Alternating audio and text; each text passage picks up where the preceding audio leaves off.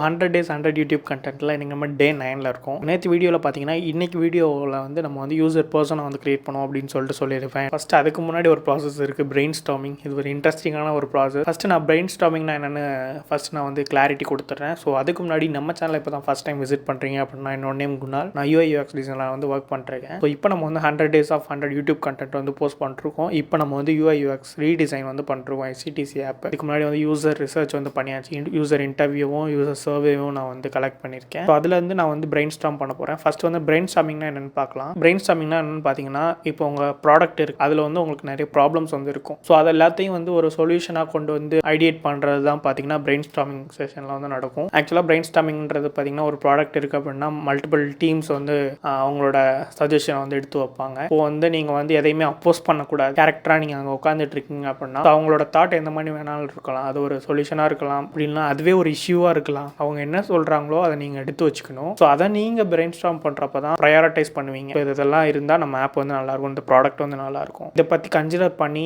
Meeting வச்சு இந்த மாதிரி பண்ணுறது தான் பார்த்தீங்கன்னா பிரெயின் ஸ்டார்மிங். ஷார்ட்டாக சொல்லணும்னு பார்த்தீங்கன்னா உங்கள் ப்ராடக்ட்டில் உள்ள ஒரு இஷ்யூ வந்து அவங்க கொடுக்குற ஒரு ஐடியா மூலமாக அதை வந்து சொல்யூஷனாக வந்து நீங்கள் வந்து கன்வெர்ட் பண்ணிக்கலாம். ஸோ இதுதான் சிம்பிளாக சொல்லணும் அப்படின்னா. இது இன்னைக்கு வந்து நம்ம ப்ராடக்ட் பார்த்தீங்கன்னா ஒரு SETC ஆப் ரீடிசைன் தான். ஸோ அது நான் ஒரே ஆள் தான் பண்ணுறேன். ஸோ நான் வந்து பிரெயின் ஸ்டார்ம் பண்ணி ஸோ நான் இதுக்கு முன்னாடி கலெக்ட் பண்ண டேட்டா வச்சு நான் கொஞ்சம் எடுத்து வச்சுருக்கேன். ஒரு 6 பாயிண்ட்ஸ் வந்து எடுத்து வச்சுருக்கேன். ஸோ அதை நம்ம வந்து போய் பார்க்கலாம் என்ன இருக்குது அப்படின்னு சொல்லிட்டு. ஸோ யூசர் ரிசர்ச்லேருந்து கொஞ்சமும் செகண்ட் ரிசர்ச் கண்டக்ட் பண்ணல. ஸோ அதாவது ப்ளே ஸ்டோர்லேருந்து. ஸோ அந்த இதையும் நான் வந்து எடுத்து வச்சிருக்கேன். பிரெயின் ஸ்டார்மிங் செஷன் பார்த்தீங்கன்னா இவ்வளோ தான். நம்ம என்னென்ன பாயிண்ட்ஸ்லாம் வந்து எடுத்து வச்சிருக்கோம், இதெல்லாம் ஃபிக்ஸ் பண்ண போகிறோம் அப்படின்னு சொல்லிட்டு பார்க்கலாம். இதுதான் மெயின்டைன் ஆகுமான்னு கேட்டிங்கன்னா கண்டிப்பாக கிடையாது. ஸோ இதுக்கு மேலே ஆடும் ஆகலாம், இதில் நான் ப்ரையாரிட்டைஸ் பண்ணி கம்மியும் பண்ணலாம். ஸோ அதுதான் கான்செப்ட். ஸோ பிரெயின் ஸ்டார்மிங் பண்ணுறதுக்கு வந்து கொஞ்சம் ஸ்டெப்ஸ்லாம் ஃபாலோ பண்ணுறது மூலமாக ப்ராப்பராக வந்து பிரெயின் ஸ்டார்மிங் பண்ண முடியும். ஸோ அதில் ஃபர்ஸ்ட் ஸ்டெப் என்னன்னு பார்த்தீங்கன்னா identifying goals and objective.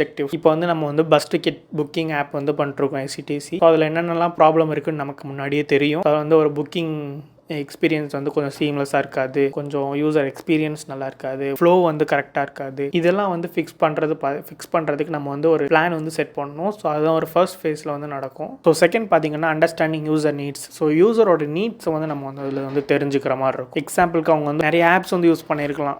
Booking apps, red bus, Abhi bus, போய்பிபோ, அந்த மாதிரி நிறைய மல்டிபிள் ஆப்ஸ் வந்து அவங்க ஃப்ரீக்வெண்ட்டாக ட்ராவல் பண்ணுறாங்க அப்படின்னா கண்டிப்பாக யூஸ் பண்ணியிருப்பாங்க. ஸோ அந்த மாதிரி இருக்க சுச்சுவேஷனில் அதில் உள்ள ஃபீச்சர் வந்து இதில் இல்லை அப்படின்னா இதுவே உங்களுக்கு ஒரு பெரிய ட்ராபேக்காக இருக்கும். எக்ஸாம்பிளுக்கு என்னவே எடுத்துக்கிட்டிங்கன்னா, நான் வந்து SETC வந்து புக்கிங் வந்து எனக்கு ரெட் பஸ்ஸில் ஆஃபர் பண்ணாங்க, அபி பஸ்லேயே ஆஃபர் பண்ணுறாங்க அப்படின்னா நான் வந்து SETC ஆப்பே நான் எடுக்க மாட்டேன். ஏன்னா அவ்வளோ ஒரு வேர்ஸ்டான ஒரு ஃப்ளோ, UI எல்லாமே இருக்கும். அதில் எனக்கு ஆஃபர் பண்ணாங்கன்னா நான் அங்கே தான் போவேன். அதுதான் எனக்கு ஃபஸ்ட் ப்ரிஃபரன்ஸாக இருக்கும் புக் பண்ணுறதுக்கு. ஸோ இதெல்லாம் பற்றி யூசர் பெயின் பாயிண்ட்ஸை வந்து நம்ம வந்து கன்சிடர் பண்ணோம் பிரெயின் ஸ்டார்மிங்கில்.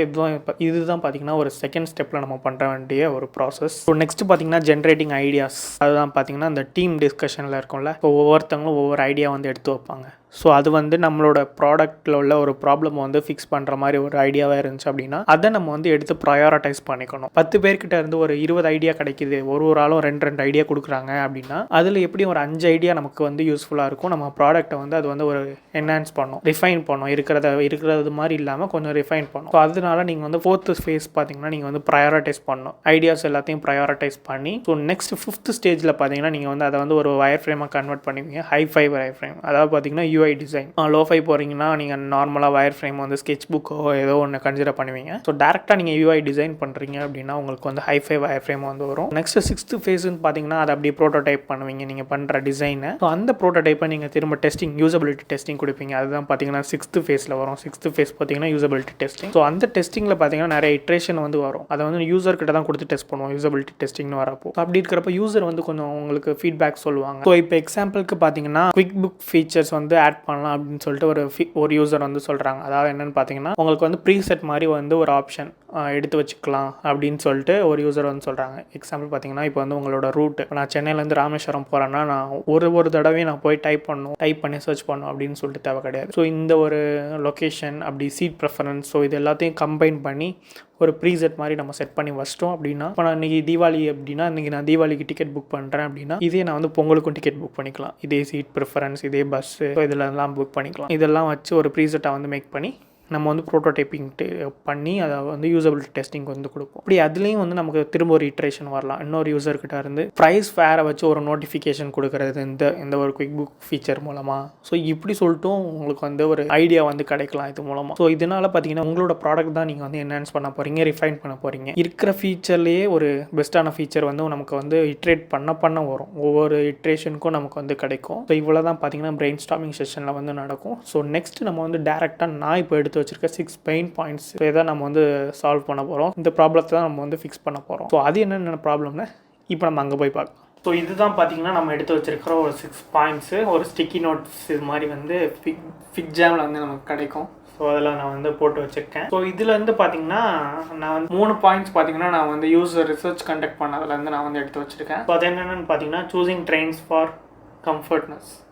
ஸோ பஸ்ஸை ப்ரிஃபர் பண்ணாமல் ட்ரெயின்ஸ் வந்து ப்ரிஃபர் பண்ணுறதுக்கு காரணம் பார்த்தீங்கன்னா அவங்களோட கம்ஃபர்ட் வந்து இருக்குது. நெக்ஸ்ட் வந்து ப்ரைஸிங்கும் கொஞ்சம் சீப்பராக கிடைக்கும் பஸ்ஸை கம்பேர் பண்ணுறப்போ. நெக்ஸ்ட் வந்து மெயினான விஷயம் பார்த்தீங்கன்னா கம்ஃபர்ட்னு வர்றப்போ அவங்களோட ரொட்டீனை வந்து பேஸ் பண்ணுற மாதிரி டாய்லெட் ஃபெசிலிட்டி பார்த்தீங்கன்னா நமக்கு வந்து ட்ரெயினில் தான் கிடைக்கும், பஸ்ஸில் வந்து கிடைக்காது. அர்ஜென்ட்டாக நமக்கு ஏதாவது வருது அப்படின்னா நம்ம வந்து ஒரு 3 to 4 hours ஆர் அதுக்கு மேலேயும் கூட வெயிட் பண்ணுற மாதிரி இருக்கும். ஸோ ஒரு சில பஸ்ஸெல்லாம் நிப்பாட்ட கூட மாட்டாங்க அவங்களுக்கு டைம் வந்து பத்தலை அப்படின்னா. ஸோ அது மேபி அவங்களுக்கு ஒரு ஹெல்த் இஷ்யூவாக இருக்கலாம். ஸோ என்னவா வேணாலும் இருக்கலாம். மாதிரி ஒரு ஃபெசிலிட்டி பார்த்தீங்கன்னா நமக்கு பஸ்ஸை கம்பேர் பண்ணுறப்போ ட்ரெயினில் வந்து கிடைக்கும்னு சொல்லியிருக்காங்க. பட் இப்போ பார்த்தீங்கன்னா நமக்கு பஸ்லேயே கூட டாய்லெட்ஸ் வந்து இருக்குது. இன்டர்சிட்டி பஸ்லலாம் இருக்குது அப்படின்னு சொல்லிட்டு சொல்லியிருக்காங்க நிறைய பேர். ஸோ இன்டர்சிட்டி பஸ்ஸில் பார்த்தீங்கன்னா சென்னை டு பெங்களூர் போகிற ரூட்டில் வந்து ஏதோ கொஞ்சம் சில பஸ்ஸில் பார்த்தீங்கன்னா அந்த ஒரு ஃபீச்சர் வந்து இருக்குன்ற மாதிரி சொல்லியிருக்காங்க. ஸோ அதனால நம்ம வந்து அதை வந்து SETCலாம் இருந்தால் நல்லாயிருக்கும் அப்படின்னு சொல்லிட்டு நம்ம அதை பேஸ் பண்ணி டிசைன் பண்ண போகிறோம். அப்படி இல்லை அப்படின்னா எவ்ரி ஒரு 3 hours ஆர் 2 hours வந்து நம்ம வந்து ஒரு ரெஸ்ட் ஸ்டாப் வந்து நம்ம வந்து ப்ரொவைட் பண்ணலாம். இப்போ நான் வந்து சென்னையிலேருந்து ராமேஸ்வரம் போகிறேன் அப்படின்னா எனக்கு ஒரு 11 to 12 hours ட்ராவல் இருக்கும். ஸோ அந்த 11 to 12 hours எனக்கு ஒரு every 3 hours or every 4 hours நிப்பாட்டுறாங்க அப்படின்னா எனக்கு வந்து கொஞ்சம் ஈஸியாக இருக்கும். நெக்ஸ்ட் செகண்ட் பாயிண்டில் இருக்கிறது பார்த்தீங்கன்னா ஜென்ரல் ஆஃபர்ஸ். இதில் பார்த்தீங்கன்னா தெரியும் ஜென்ரல் ஆஃபர்ஸ். அதாவது பார்த்தீங்கன்னா இப்போ வந்து நம்ம தமிழ்நாட்டில் இருக்கோம். ஸோ தமிழ்நாட்டில் உள்ள ஒரு ஃபெஸ்டிவலுக்கு வந்து நமக்கு வந்து ஆஃபர் கிடைக்குது அப்படின்னா மேபி நார்த்தில் உள்ளவங்க நம்ம தமிழ்நாட்டில் ஸ்டே பண்ணியிருக்கலாம். ஸோ அவங்களுக்கும் அந்த ஆஃபர் வந்து போய் சேரணும். ஏன்னா இப்போ அவங்க ரீஜனில் பார்த்தீங்கன்னா நமக்கு வந்து ஆஃபர் வந்து டிஃபர் ஆகும். ஸோ அவங்க ஃபெஸ்டிவலுக்கு ஒரு ஆஃபர் கிடைக்கும், நம்ம ஃபெஸ்டிவலுக்கு ஒரு ஆஃபர் கிடைக்கும். ஸோ அந்த ஆஃபரை வந்து காமனாக வைக்கலாம் அப்படின்னு சொல்லிட்டு அவங்க ஷேர் பண்ணியிருந்தாங்க. ஸோ அந்த பாயிண்ட்டை எடுத்து வச்சிருக்கேன். ஸோ நெக்ஸ்ட் பார்த்தீங்கன்னா issue in live location. So live location வந்து நிறையா பஸ்ஸில் பார்த்தீங்கன்னா ஒர்க் ஆகுது. அதுவும் மெயினாக பார்த்தீங்கன்னா SETCயில் இப்போ வந்து அதுக்கு தனி அப்ளிகேஷனே கொண்டு வந்துட்டாங்க. இந்த ஒரு அப்ளிகேஷனுக்குள்ளே கொண்டு வரக்கூடாது, அப்படி இல்லைன்னா டேரெக்டாக ஒரு வாட்ஸ்அப் கனெக்டிவிட்டி வந்து ஏன் இருக்கக்கூடாது அப்படின்னு சொல்லிட்டு அதான் எடுத்து வச்சிருக்கேன். ஸோ அதுவும் அவங்களுக்கு ஒரு பெயின் பாயிண்ட்டாக சொல்லியிருந்தாங்க. ஸோ இந்த மூணும் பார்த்தீங்கன்னா SETCன்னு மட்டும் கிடையாது, அவங்க காமனாக சொன்ன பெயின் பாயிண்ட்ஸ். ஸோ அது வந்து இதுக்கு வந்து SETCயில் வந்து இதெல்லாம் வந்து கிடையாது. இதை வந்து மெயினாக வந்து நம்ம வந்து மெயினாக இதை வந்து ஆட் பண்ணலாம். அந்த ஃபீச்சர்ஸ்லாம் வந்து லைவ் லொக்கேஷன்லாம் இருக்குது, பட் வந்து அக்யூரேட்டாக நமக்கு வந்து கிடைக்காது. ஸோ பஸ்ஸு தாண்டி போனதுக்கப்புறம் நமக்கு முந்தின ஸ்டாப்பில் இருக்க மாதிரி காமிக்கும் சிலது. ஸோ நெக்ஸ்ட் மெயினானது பார்த்தீங்கன்னா SETCயில் இந்த இதெல்லாம் நெக்ஸ்ட்டு கீழே இந்த மூணும் பார்த்தீங்கன்னா நான் வந்து ப்ளே ஸ்டோர்லேருந்து எடுத்த ரிசர்ச்சில். ஸோ அது பார்த்தீங்கன்னா refund status, payment cancelled. So நீங்கள் வந்து டிக்கெட் புக் பண்ணுறீங்க அப்படின்னா உங்களோட பேமெண்ட் வந்து கேன்சல் ஆகிடுச்சுன்னா உங்களுக்கு ரீஃபண்ட் ஆகிறதுக்கு ஒரு 7 நாள் ஆகும். காசு எங்கே இருக்குன்னே உங்களுக்கு தெரியாது. உங்கள்கிட்ட இருந்து போன காசு வந்து டெபிட் ஆன இது மட்டும்தான் உங்களுக்கு மெசேஜில் வந்து. ஸோ அது ரீஃபண்ட் ஆச்சா, கம்ப்ளீட் ஆகுதா, எங்கே போகுது, எதுவுமே உங்களுக்கு வந்து கிடைக்காது அந்த அப்ளிகேஷன் மூலமாக. நீங்கள் புக் பண்ணுறீங்க அப்படின்னா பண்ணி உங்களோட அமௌண்ட் வந்து கேன்சல் ஆகிடுச்சு, டிக்கெட் புக்கிங் வந்து கரெக்டாக நடக்கல அப்படின்னா உங்களுக்கு ரீஃபண்ட் ஸ்டேட்டஸ் தெரிஞ்சுக்கிறதுக்கான ஒரு ஸ்க்ரீனும் அங்கே இருக்காது, ஒரு கஸ்டமர் சப்போர்ட்டும் நீங்கள் வந்து கான்டாக்ட் பண்ண முடியாது. ஸோ அதுதான் இந்த அப்ளிகேஷனில் இருக்கிற ஒரு பெரிய இஷ்யூ. அதான் நம்ம ஃபிக்ஸ் பண்ணோம். ஸோ நெக்ஸ்ட் பார்த்தீங்கன்னா இந்த booking flow can be improved. புக்கிங்கோட ஃப்ளோ வந்து நம்ம வந்து ஈஸியாக எடுத்துகிட்டு போகணும். நிறைய வந்து டீட்டெயில்ஸ் கலெக்ட் பண்ணி யூஸரை வந்து நிறைய டைப் பண்ண விடக்கூடாது. அதுக்கு பதிலாக இதுக்கு முன்னாடி ப்ரீவியஸாக புக் பண்ணியிருக்காங்க அப்படின்னா அந்த டீட்டெயில்ஸை நம்ம ஃபெச் பண்ணி இங்கே வந்து காமிக்கலாம். எக்ஸாம்பிள் ரெட் பஸ்ஸில் வந்து அந்த ஃபீச்சர் இருக்குது. ஸோ அதில் நிறைய ப்ரீசெட்ஸ் இருக்கும். இதுக்கு முன்னாடி பஸ் புக் பண்ணுறது மூலமாக அவங்க வந்து கலெக்ட் பண்ணி வச்சு ஸோ அதில் டேட்டா கிளிக் பண்ணி நம்ம என்ன பேமெண்ட் சூஸ் பண்ணுறோமோ, UPIயா ஒரு இன்டர்நெட் பேங்கிங்காக, ஸோ அதெல்லாம் வேலெட்டா, இது எல்லாத்தையும் வந்து நம்ம பேமெண்ட் மட்டும் செலக்ட் பண்ணி டேரெக்டாக போகிற மாதிரி இருக்கும். இந்த மாதிரி ஏஜ் செலக்ட் பண்ணுறது, நேம் கொடுக்குறது, மொபைல் நம்பர், இமெயில் அட்ரஸ், ஒவ்வொரு டைம் இதை வந்து கலெக்ட் பண்ண மாட்டாங்க ரெட் பஸ்ஸில் பார்த்தீங்கன்னா. ஸோ நீங்கள் ஃப்ரீக்வெண்ட்டாக புக் பண்ணுறீங்க அப்படின்னா உங்களுக்கு ஐடியா இருக்கும். அதில் டேரெக்டாக நீங்கள் புக்கிங் பஸ் செலக்ட் பண்ணி சீட் செலக்ட் பண்ணுவீங்க, டேரெக்டாக உங்களுக்கு புக்கிங் பேஜ் போகும். ஸோ அங்கே உங்களுக்கு ப்ரீசெட் இருக்கும், இதுக்கு முன்னாடி யூஸ் பண்ண டீட்டெயில்ஸ்லாம் கிளிக் பண்ணுவீங்க, பேமெண்ட் போகும், பேமெண்ட் ப்ராசஸ் ஆகி கம்ப்ளீட் ஆகி உங்களுக்கு டிக்கெட் வந்து உங்கள் கண்ணு முன்னாடி பார்க்க முடியும். அதை நீங்கள் ஷேரும் பண்ணிக்கலாம் ஈஸியாக. ஸோ இந்த ஃப்ளோ ஒரு சூப்பரான ஃப்ளோ. இதே நம்ம சேமாக கூட இதில் இம்ப்ளிமெண்ட் பண்ணோம் அப்படின்னா வேற லெவலில் பிச்சுக்கும். ஸோ நெக்ஸ்ட்டு வந்து 6th பார்த்தீங்கன்னா booked history and notification alert. So இப்போ நம்ம வந்து SETCயில் புக் பண்ணுறோம் அப்படின்னா இதுவும் பார்த்தீங்கன்னா ரெட் பஸ்ஸில் உள்ள ஃபீச்சர் மாதிரியே வரும்.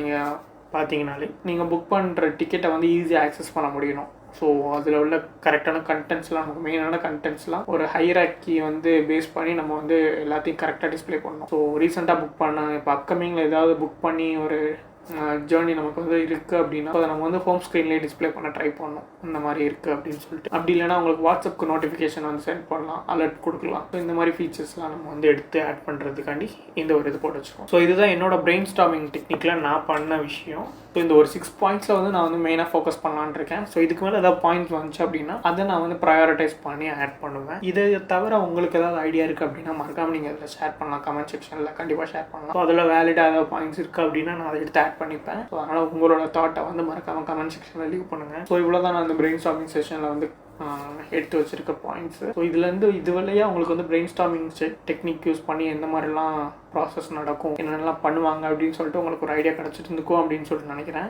இந்த வீடியோ உங்களுக்கு யூஸ்ஃபுல்லான வீடியோவாக இருந்துச்சா இல்லை அப்படின்னு சொல்லிட்டு மறக்காம கமெண்ட் செக்ஷனில் மென்ஷன் பண்ணுங்கள். நெக்ஸ்ட் யூசர் பர்சனாக வீடியோவில் உங்களை வந்து மீட் பண்ணுறேன். டில் தென் பை ஃப்ரம் குணால்.